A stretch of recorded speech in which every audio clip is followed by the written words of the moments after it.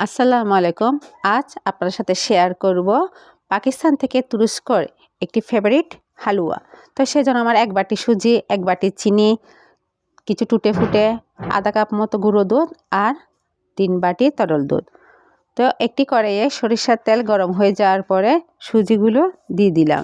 1 বাটি সুজি দিয়ে ভালো করে নাড়াচাড়া করে যখন কালারটা চেঞ্জ হয়ে যাবে তারপরে দিয়ে দিচ্ছি 2 বাটি তরল দুধ। অন্য পাশে আরেকটি চুলাইতে আরেকটি কড়াইতে দিয়ে দিলাম 1 বাটি চিনি। চিনিটা ক্যারামেল করে নিব, ভালোভাবে যাতে চিনির দানাগুলো গলে যায় সেদিকে খেয়াল রাখতে হবে। তারপর চিনিটা ক্যারামেল রেডি হয়ে গেলে এখানে দিয়ে দিব আধা কাপ গুঁড়ো দুধ, তারপরে দিয়ে দিব আধা বাটি মতো তরল দুধ দিয়ে ভালোভাবে এটা মিশিয়ে একটি বিশেষ সস রেডি করে রাখলাম। সুজিটা নাড়াতে নাড়াতে যখন দেখব এটি প্যান থেকে ছেড়ে দিয়েছে, এভাবে বল শেপ করা যাচ্ছে, তখন দিয়ে দিব সেই বানানো বিশেষ সসটা ওর মধ্যে ঢেলে।